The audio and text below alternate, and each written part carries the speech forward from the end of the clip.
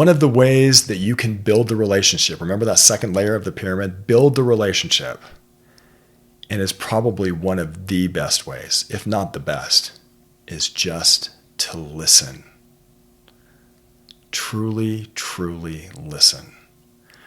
There's research that has shown that in organizations, leaders emerge as they listen. Think about that in your own home, your own organization. If you want to be seen as a leader in your home, one of the best ways you can do that is to listen. Stephen Covey talks about this habit where he says, he had this book called The 7 Habits of Highly Effective People, which I think is a great book. It's even a book you could read with your children, or at least discuss principles with your children if you want.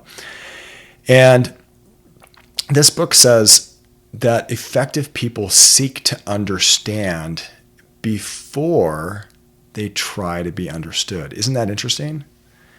They seek to understand before they try to be understood. So how does that happen? How does that happen in real life? Are you seeking to understand before you try to be understood, or are you just barking out orders? What are you doing to understand? Like we talked a little bit in the last section about my wife. My wife loved the fact that I sent her to see her parents. And I was able to exceed her expectations in that situation. And frankly, it was a home run. But let me tell you something else. Sometimes we see the world not as it is, but as we think it is.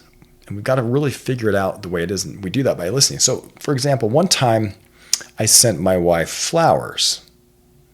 In fact, I've sent her flowers many times. But I've noticed when she gets flowers, her reaction is something like this. Thanks. She's not very enthused. The flowers are okay, but it's not something that enthuses her. I've noticed that my wife, her language of love, if you want to call it that, is service. So if I do something to help around the house, or do something to help with the kids, or give her a back rub or foot rubs, doing something to serve her drives her wild. But gifts like flowers don't really mean anything to her. And so for me to figure out what was going to be the most effective way to exceed her expectations was I really had to listen to her. I had to know that serving her in a different way was going to be better than just sending a gift. Now, before I dated my wife and got married to my wife, I dated other people, and some of the women that I dated really, really liked flowers. But my wife didn't.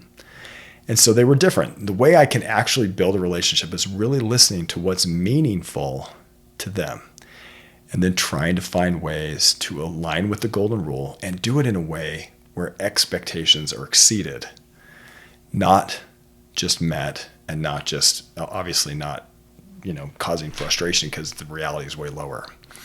So I want you to today, I want you to try to make sure that you listen way more than you speak.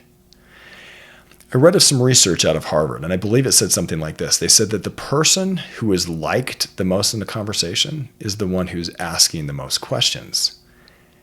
And the person who's enjoying the conversation the most is the one who's talking the most. Think about that with your children.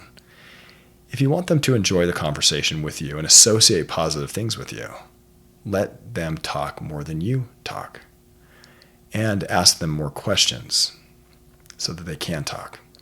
This research works everywhere, and because it's a principle, it works. I mean, they've even done research with business-to-business salespeople, and they found out that business-to-business salespeople who listen more than they speak actually make considerably more sales. The unsuccessful ones are talking more than they speak.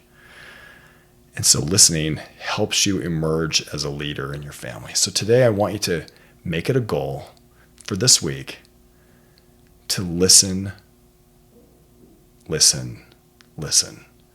And watch your influence with your children, with your spouse, or whoever you're living with there, go up as you listen. You become a leader as you listen.